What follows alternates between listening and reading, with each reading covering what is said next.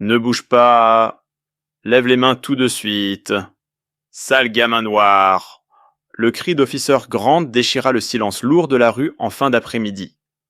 Le canon froid de son arme pointait droit sur Malcolm Harris, un jeune homme qui venait simplement de sortir d'une supérette avec une bouteille d'eau à la main. Malcolm resta figé. Il n'avait rien fait. Il n'avait aucune arme. Mais dans le regard tendu de Grant brûlait la suspicion et le mépris. Les passants s'arrêtèrent. Certains levèrent leur téléphone pour filmer, mais personne n'osa intervenir.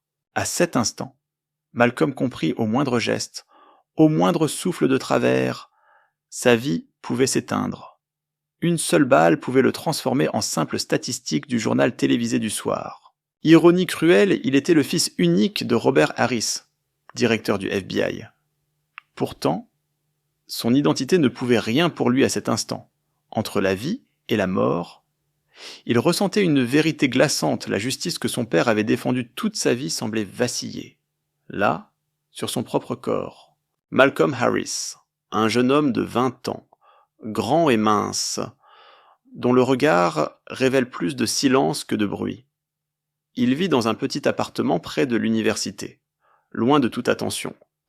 Peu de gens savent que son père est le directeur du FBI, l'un des hommes les plus puissants du pays. Malcolm n'a jamais voulu s'en vanter. Il veut avancer par ses propres moyens. Ses matinées sont simples, un café instantané, quelques pages de lecture, puis la course vers les cours. Il étudie le droit, nourrissant le rêve de poursuivre l'idéal de son père, défendre la justice, mais à sa manière. Pourtant, chaque fois qu'il entend parler d'abus policiers aux infos, une douleur sourde serre son cœur. Son enfance fut marquée par l'image d'un père revenant du travail avec des égratignures, les traits tirés par des nuits sans sommeil. Son père répétait souvent « La justice n'appartient pas à ceux qui se taisent ». Cette phrase s'est gravée en lui comme une promesse éternelle. Et aujourd'hui, face au canon d'une arme, Malcolm sent la contradiction l'assaillir. Il voudrait seulement être un étudiant anonyme. Mais son sang lui crie de ne pas reculer. Il peut choisir le silence, se soumettre ou parler pour se défendre et préserver l'honneur de sa famille. Il inspire profondément. Ses mains tremblent. Mais dans son regard brille déjà une résolution claire, il ne restera pas muet. La rue, autrefois calme, devint soudain chaotique. Les cris d'Officer Grant résonnaient, mêlés aux pas des passants qui s'approchaient. Malcolm restait immobile, la bouteille d'eau encore à la main, tentant de garder son calme pour éviter tout malentendu. « Ne me mens pas » hurla Grant, les yeux injectés de sang. « Je sais que tu caches une arme. Pose cette bouteille. » Vite, Malcolm secoua la tête, la voix tremblante mais claire. « Ce n'est que de l'eau. Je n'ai rien. » Les murmures commencèrent. Une femme d'âge moyen tira son fils par la main, chuchotant. « On dirait un étudiant. Il n'a sûrement rien. » Un jeune homme filma avec son téléphone. Encore une affaire de discrimination. Grant ne voulait rien entendre. Le canon de son arme tremblait, entre colère et perte de contrôle.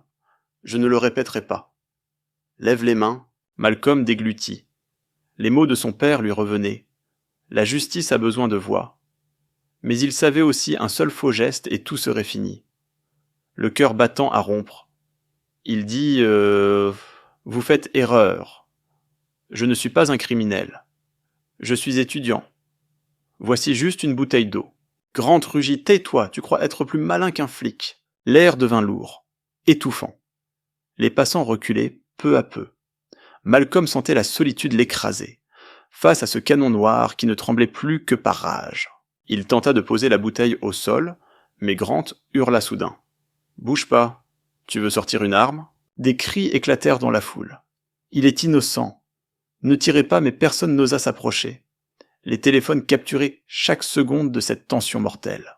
Dans l'esprit de Malcolm, une image son père, costume sombre, déclarant aux caméras « Nous protégeons nos citoyens, nous ne les terrorisons pas ».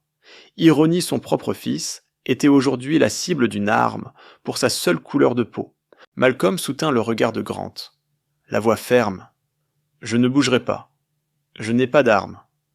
Vous n'avez pas le droit de me tuer sur un simple soupçon. » La foule réagit, plus bruyante. « Oui, Il n'a qu'une bouteille. Filmez, publiez tout de suite. Grant perdit pied. Il avança d'un pas, doigts crispés sur la détente. Tu as 5 secondes. Après, je tire. Le souffle de Malcolm se coupa. La mort n'était plus qu'à un battement de cœur. Le cœur de Malcolm battait comme un tambour. Le monde autour devenait flou. Ne restait que son souffle saccadé et le regard brûlant d'Officer Grant. Le canon noir semblait tracer une ligne fragile entre vie et mort. Malcolm balaya la rue du regard. Des visages inconnus, quelques téléphones levés, mais personne n'osait s'approcher. Certains détournèrent les yeux. D'autres baissèrent la tête comme si un simple regard de Grant pouvait les condamner. La solitude pesait, écrasant sa poitrine comme une pierre. « Si je meurs maintenant, pensa-t-il, est-ce qu'on se souviendra de moi, ou ne serais-je qu'un titre fugace, un jeune noir abattu à la sortie d'une supérette ?» Dans sa mémoire, le visage de sa mère apparut. Elle lui disait en caressant ses cheveux « Reste droit, car la vérité sera ton bouclier. » Or, cette vérité semblait disparaître derrière le canon menaçant. Grant grondait. « Tu te crois différent, tu crois m'avoir. » Il fit un pas de plus. Malcolm distinguait chaque goutte de sueur glissant sur son front, chaque éclat de rage dans ses yeux. Tremblant, Malcolm répondit d'une voix calme. « Je n'ai rien. Vous vous trompez. Baissez votre arme. » Grant ricana, un sourire plein de mépris. « Vous dites tout ça. » La foule s'éclaircissait. Certains chuchotaient « Je ne veux pas d'ennui » en s'éloignant. Ce retrait blessa Malcolm comme une trahison. Il comprit qu'en cet instant, personne ne le défendrait, sauf lui-même. Chaque seconde devenait une éternité. L'injustice lui brûlait l'âme. Un étudiant blanc, avec la même bouteille d'eau, n'aurait jamais été menacé ainsi. Cette vérité brutale l'étranglait, mais allumait aussi une flamme intérieure. Il pensa à son père, Robert Harris, qui avait bâti sa carrière sur la défense de la justice. Ironie, son fils vivait à présent l'injustice la plus flagrante. Malcolm se sentit avalé par un système froid, sans cœur. Grant leva plus haut son arme, criant 3 secondes. Malcolm ferma brièvement les yeux. Pas de larmes, mais une douleur sourde. Il entendit un pas qui s'arrêtait non loin. Il crut, un instant, que quelqu'un intervenait. Mais non, c'était un jeune homme qui recula vite, fuyant. La solitude atteignit son apogée. Même entouré, il était seul. L'isolement renforçait sa peur, mais aussi sa lucidité. Si je tombe aujourd'hui, songea-t-il, au moins la vérité doit être vue, que le monde sache. Il inspira profondément, fixa Grant sans ciller. Dans ce silence pesant, il trouva la seule force qui lui restait, ne jamais céder sa dignité. Le compte à rebours d'Officer Grant résonnait dans la tête de Malcolm III. 2, tout sembla ralentir. Malcolm voyait chaque rayon de soleil glisser sur le trottoir, chaque regard fuyant. Il savait que si Grant tirait, l'histoire se terminerait par un cadavre et des justifications mensongères dans les journaux. Il lui fallait un moyen, non pas d'attaquer, mais de forcer la vérité à apparaître. « Arrêtez !» Une voix surgit de la foule. Une jeune femme, tremblante, filmée en direct. Tout le monde vous voit. Des milliers de gens regardent. Grant hésita. Une fraction de seconde, mais suffisante. Malcolm leva lentement sa bouteille. La voix forte. « Voici mon arme, la vérité. » Et tout le monde la voit. Un brouhaha s'éleva. Les téléphones se levèrent, captant chaque geste. Grant n'était plus seul maître de la scène. Il devenait l'accusé sous les projecteurs. Malcolm continua. Chaque mot comme un coup de marteau. « Vous pouvez tirer, mais vous ne me tuerez pas seul. Vous tuerez la vérité. La justice, sous les yeux de tous. Êtes-vous prêt à ça ?» La foule éclata. Certains criaient « Oui, il est innocent. Baissez votre arme. » Grant fulminait, rouge de colère. « Taisez-vous » Mais ses cris étaient noyés par les voix. Malcolm, yeux fixés sur lui, trouva une force nouvelle, le courage. Il transformait l'instant en miroir, exposant la réalité. Une autre voiture de police arriva, un supérieur en descendit. Visiblement alerté, Grant blêmit, mais garda son arme pointée. Malcolm sut c'était le moment décisif. Il déclara d'une voix claire « Je suis citoyen. Je n'ai commis aucun crime. J'ai droit à la vie, au respect. Et mon père, le directeur du FBI, ne restera pas silencieux devant cette injustice. » Le nom, FBI claqua comme un coup de tonnerre. La foule s'exclama. Le supérieur fit signe à Grant de baisser son arme, mais Grant résistait, secouant la tête.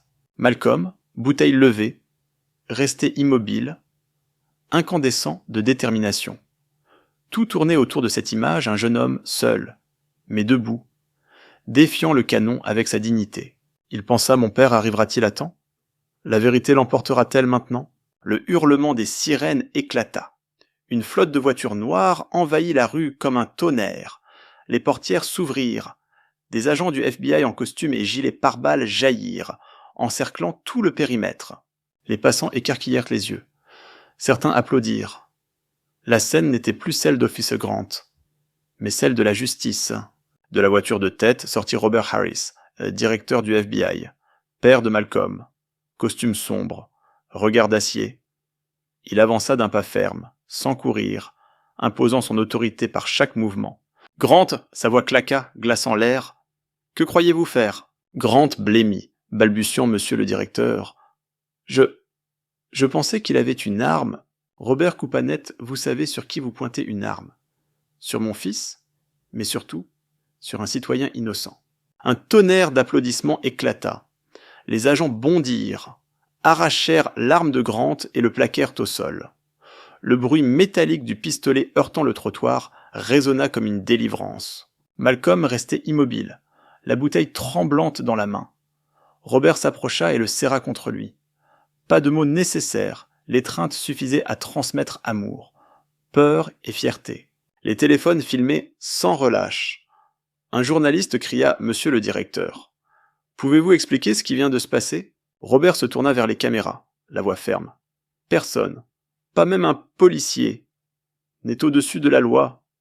La justice n'est pas un privilège, elle est le droit de chaque citoyen. La foule explosa « Justice, justice !» Grant fut emmené, livide. Ses protestations vaines face aux preuves, vidéos de surveillance, enregistrements des passants. Tout montrait un jeune homme innocent, une simple bouteille à la main. Robert posa une main sur l'épaule de son fils. « Tu as tenu bon. Je suis fier de toi. » Sous les flashs, Malcolm comprit aujourd'hui. La justice n'était pas seulement celle du FBI ou de son père. C'était le fruit de son propre courage et des témoins qui avaient refusé de détourner le regard. Il n'était plus seul. Malcolm fut blanchi. Les journaux télévisés montrèrent Robert Harris serrant son fils dans ses bras, entouré d'agents du FBI, tandis qu'Officer Grant était emmené menottes au poignet. L'opinion publique s'enflamma. Les réseaux sociaux relayant les vidéos des témoins par millions, exigeant la fin des abus policiers. Mais cette victoire resta incomplète. Allongé sur son lit, tard dans la nuit. Malcolm ne trouvait pas le sommeil. Le cliquetis du chien de l'arme résonnait encore dans sa tête. Il revoyait les yeux glacés de Grant, la solitude de cette foule qui s'était tue. Chaque souvenir pesait comme une ombre lourde sur sa poitrine. Robert entra doucement, posant une main sur son épaule. « Tu es en sécurité maintenant, » dit-il. Malcolm hocha à peine la tête, le regard perdu. Il savait qu'il ne l'était pas vraiment. Car demain, et bien d'autres jours encore, il y aurait d'autres Malcolm face au canon, simplement pour la couleur de leur peau. La victoire, c'était la vérité exposée, Grant sanctionné. Mais le prix payé par Malcolm, la peur, les cauchemars, la foi ébranlée en la justice, restait à jamais gravé en lui. Il comprit la justice n'est jamais facile, jamais parfaite. Elle porte toujours ses cicatrices. Robert le serra à nouveau. Tu aurais pu choisir le silence. Mais tu as tenu tête, je suis fier. Malcolm ferma les yeux, oscillant entre réconfort et blessures invisibles. Ce soir, il était blanchi, mais demain resterait un champ de bataille. L'affaire Malcolm Harris devint rapidement un sujet national. Les grandes chaînes de télévision multipliaient les débats, tandis que des élus exigeaient une enquête complète sur les abus d'Officer Grant et de son service. Une pétition en ligne fut lancée, rassemblant des millions de signatures. Elle ne réclamait pas seulement justice pour Malcolm, mais aussi pour des milliers d'autres victimes restées anonymes. Universités, associations de défense des droits civiques, anciens combattants, tous portaient de la même voix. La justice ne connaît pas de couleur. Sous la pression publique, de nouvelles lois furent proposées, généralisation des caméras piétons, sanctions renforcées contre la discrimination. Des manifestations pacifiques s'étendirent, pour protester, mais aussi pour honorer ceux tombés dans le silence. Malcolm, malgré sa réhabilitation, choisit la discrétion. Il refusa les plateaux télé, déclina les hommages officiels. Avec son père, il retrouva la maison familiale, nettoya parfois la cour, alluma une bougie pour sa mère disparue et marcha simplement parmi les siens. La justice s'était rallumée, non pas éclatante, mais assez lumineuse pour guider des changements durables. Qu'en pensez-vous, un policier braquant son arme sur le fils du directeur du FBI? Dans cette histoire, la justice est intervenue rapidement, mais ailleurs, tant d'innocents n'ont pas cette chance. Ne laissez pas le silence couvrir la vérité. Partagez vos réflexions en commentaire. Likez et abonnez-vous pour suivre d'autres récits de justice, de courage et de changement. Chaque voix compte. La vôtre peut être la lumière qui éclaire le chemin de la justice.